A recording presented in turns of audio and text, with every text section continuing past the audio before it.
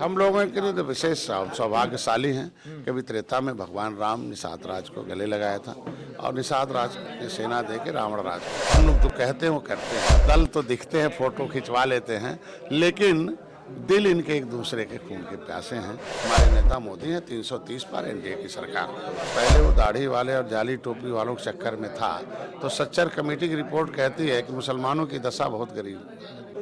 उत्तर प्रदेश के cabinet minister Sanjay Nishad ji हैं ज़्यादा बातचीत करने के लिए। सर, पहली बार अयोध्या में जा रही कैबिनेट बैठक होने, क्या कुछ वजह रहेगी, क्या कुछ खास होने वाला है? हम लोगों के लिए तो विशेष सौभाग्यशाली हैं कि अभी त्रेता में भगवान राम निषाद राज को गले लगाया था और निषाद राज की सेना दे के रावण राज का 14 वर्षों बाद जब अयोध्या लौटे तो राज्याभिषेक के बाद पहली कैबिनेट में निषाद राज को बुलाया था और तब नीति बनी थी तो राम राज, सुख का राज, सभी जाति सभी धर्म को भेदभाव खत्म करके राज।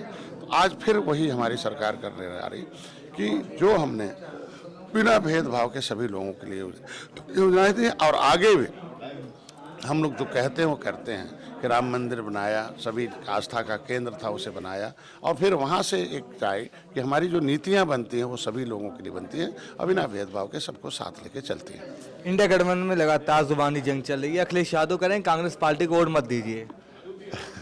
मैं कह रहा हूँ आज के दिन में आपने देखा, मैं बहुत पहले कहा था कि बटुरे जोगी मठ उजाड़ बिना दूल्हे की बारात है। दल तो दिखते हैं, फोटो खिंचवा लेते हैं, लेकिन दिल इनके एक दूसरे के खून के प्यासे हैं।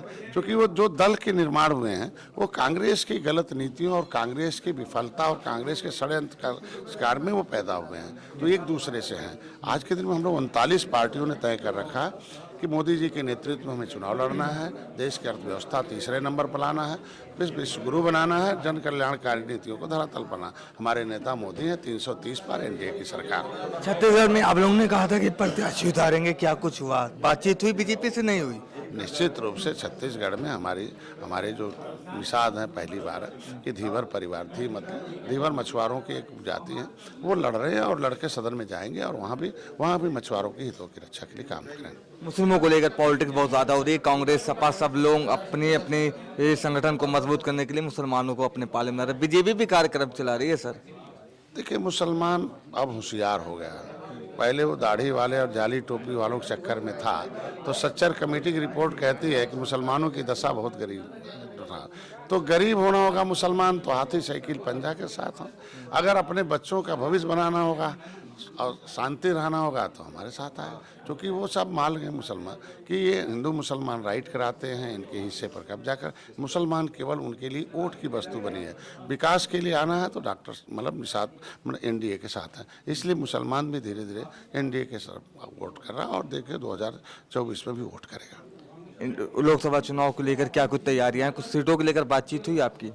देखिए, लोकसभा मैंने कहा ना कि हम लोग जीत के लिए काम करते हैं और जीत में हम महत्वपूर्ण भूमिका 2019 में, 2022 में, 2023 में, उसी तरह के 2024 में। अब भारतीय जनता पार्टी जब हम 2017 में एक सीट कर दें तो 2019-22 में 11 सीटें और इतना आश्वस्त करता हूँ कि भोजन भरी थाली जीत कर लोकसभा में जाएगी।